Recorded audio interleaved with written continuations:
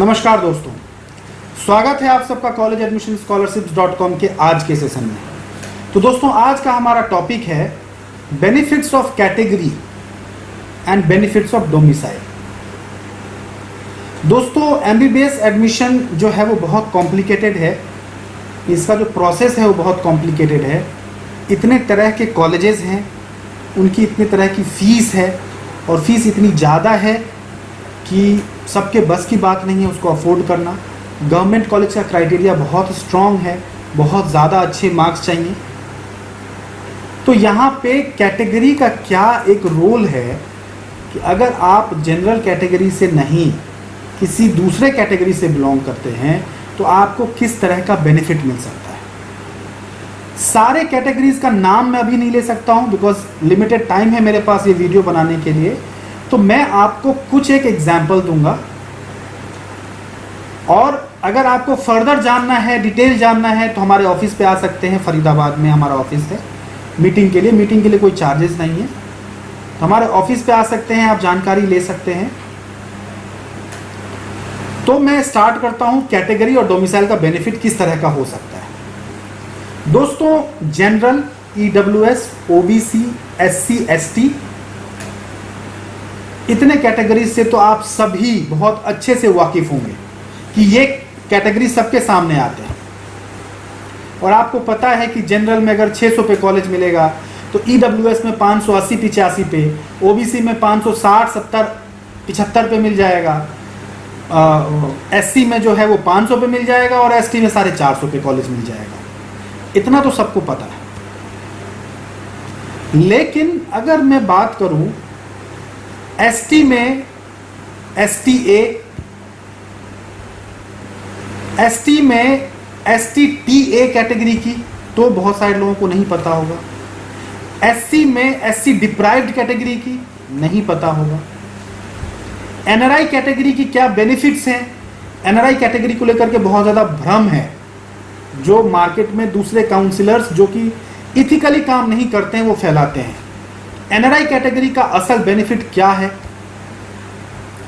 Freedom fighter category से अगर कोई बिलोंग करता है, एक्स सर्विसमैन कैटेगरी से कोई बिलोंग करता है, डिफेंस कैटेगरी से कोई बिलोंग करता है, आर्मी कैटेगरी से कोई बिलोंग करता है, उनके क्या बेनिफिट्स हैं ये तो मैंने आपको कुछ एक एग्जांपल्स दिए हैं। ऐसे कम से कम 15-20 कैटेगरीज और भी हैं।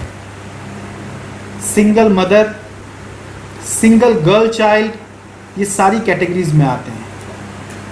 एसटी में टीए मैंने बताया था तो वो है scheduled tribe of tribal areas. SC में डिप्राइव्ड मैंने बताया था तो एससी डिप्राइव्ड हरियाणा में एक कैटेगरी है, SC scheduled caste deprived category.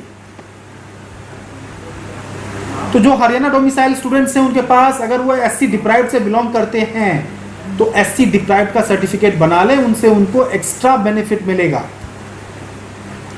तो दोस्तों, कैटेगरी का बेनिफिट सिर्फ गवर्नमेंट में नहीं, प्राइवेट कॉलेज में भी बहुत ज्यादा मिलता है। मैं किसी एक स्टेट की बात करूं, अगर मैं उत्तराखंड की बात करता हूं तो उत्तराखंड में गवर्नमेंट कॉलेज की तो बात अलग है, वो छोड़िए, वो तो कैटेगरी का बेनिफिट मिलता है। प्राइवेट कॉलेज में भी अगर आप एडमिशन लेने के लिए जाते हैं तो वहाँ रिजर्वेशंस हैं। प्राइवेट कॉलेज में एससी के लिए, एसटी के लिए रिजर्वेशंस हैं वहाँ पे, और अलग अलग कैटेगरी के लिए। जैसे एक कैटेगरी है कश्मीरी माइग्रेंट।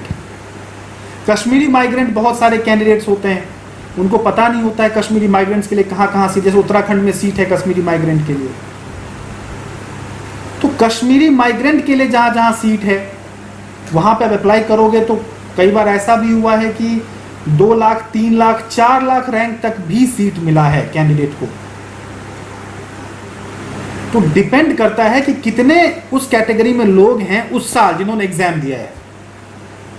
फिजिकली चैलेंज्ड एक कैटेगरी है, उसमें भी कट ऑफ बहुत नीचे जाता है। फ्रीडम फाइटर मैंने आपको बताया, उसमें कट ऑफ काफ़ी नीचे जाता है। तो ऐसे बहुत सारी कैटेगरीज हैं जिसके लिए सीट रिजर्व्ड होते हैं कॉलेजेस में और वहाँ पे आपको बेनिफिट मिलता है। तो दोस्तों, कैटेगरी, आप किस कैटेगरी से बिलोंग करते हैं उसके बारे में अच्छी जानकारी होनी बहुत ज़रूरी है। अगर आपको जानकारी नहीं है, आप काउंसलिंग को ऐसे ही रैंडमली अप्रोच कर रहे हैं, तो आप बहुत लॉस में रहेंगे। हो सकता है कि आपको कहीं 7 लाख 8 लाख फीस वाला कॉलेज मिल सकता था, आपने 20 लाख फीस वाला कॉलेज ले लिया। हो सकता है आपको कहीं 50 साल पुराना कॉलेज मिल सकता था, आपने 10 साल पुराना कॉलेज लिया। माइनॉरिटी एक कैटेगरी है। अगर आप किसी माइनॉरिटी से हैं, आप सिख कम्युनिटी से हैं, तो आप एक्सपेक्ट नहीं कर सकते हैं कि आपको कितने कम फीस पे कितना अच्छा कॉलेज मिल सकता है। आप मुस्लिम माइनॉरिटी हैं, आप जैन माइनॉरिटी हैं, किसी भी माइनॉरिटी से आप बिलोंग करते हैं, तो आपको बहुत अच्छा कुछ मिल सकता है। बट उसके लिए रिसर्च जरूरी है। आपको पता होना चाहिए कि किस स्टेट में किस कैटेगरी के लिए क्या बेनिफिट दिया हुआ है। तो एक काउंसलर की रिक्वायरमेंट दोस्तों इन्हीं सब जगह पे है, जो आपको सही तरीके से गाइड करेगा, आपको बताएगा कि आप कहां पे क्या बेनिफिट ले सकते हैं। मान के चलते हैं कि आप के कोई क्लोज रिलेटिव यानी फर्स्ट ब्लड रिलेशन यानी चाचा, मामा, मौसी, ताऊ, नाना, दादा, इनमें से कोई भी अब्रॉड में रहते हैं। मैं मान के चलता हूं कि बांग्लादेश में ही रहते हैं और वहां वो जॉब करते हैं। इंडिया में आपने एग्जाम दिया और आपके मार्क्स आते हैं 450 या 500 और आप जनरल कैटेगरी के स्टूडेंट हैं, तो 500 पे तो आपको यहाँ पे गवर्नमेंट कॉलेज नहीं मिलेगा। आप जाएंगे प्राइवेट कॉलेज के लिए और प्राइवेट कॉलेज में आपको 50, 60 लाख, 70 लाख रुपए फीस देना पड़ेगा।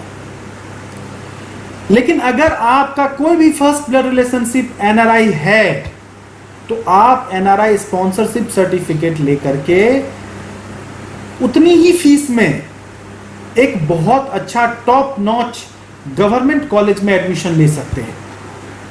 ये नहीं पता कैंडिडेट्स को, इसलिए बहुत सारे बच्चे इन चीजों से ये सारे बेनिफिट्स नहीं ले पाते। तो दोस्तों, कैटेगरी का एक बहुत इंपॉर्टेंट रोल है काउंसलिंग में। आप में से जो भी, ये तो मैंने एक टॉपिक बताया है, ऐसे ही बहुत सारे टॉपिक हैं जो काउंसलिंग में बहुत इंपॉर्टेंट फैक्टर जो है वो है। अगर आपको उसकी जानकारी नहीं है, और जानकारी होना मुश्किल है आपके लिए, बिकॉज आपका अपना एक काम है। अगर आप गार्जियन हैं तो आप अपना बिजनेस करते हैं, अपनी नौकरी में बिजी हैं, बट हमारा तो ये काम है, हमारा तो ये बिजनेस है, यही काम है हमारा, यही जॉब है, 24 घंटे इसी में लगे रहते हैं। तो हमें एक एक माइन्यूट बात पता है कि किस कैटेगरी में क्या है, कहाँ पे क्या फीस है, कहाँ पे किस रैंक वाले बच्चे को कौन सा कॉलेज मिल सकता है। हमारे पास हर साल का डिटेल्ड कट ऑफ है, तो उसके आधार पर हम आपको सजेस्ट करते हैं। तो ये कैटेगरी के बेनिफिट्स हैं दोस्तों।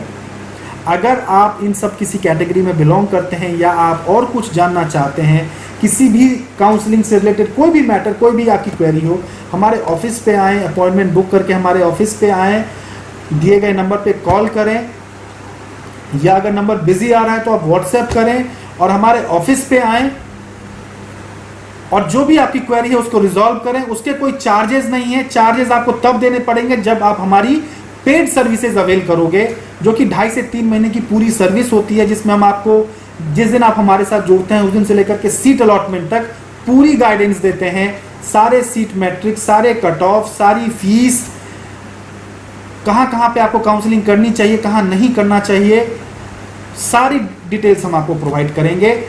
जब तक आप कॉलेज रिपोर्ट नहीं कर जाते हैं, जब तक आपको सिक्योरिटी फीस वापस नहीं आ जाती, हम लोग आपको सब कुछ बता दें। तो इस वीडियो में बस इतना ही, और जानकारी के लिए आप हमें कांटेक्ट करें। नमस्कार।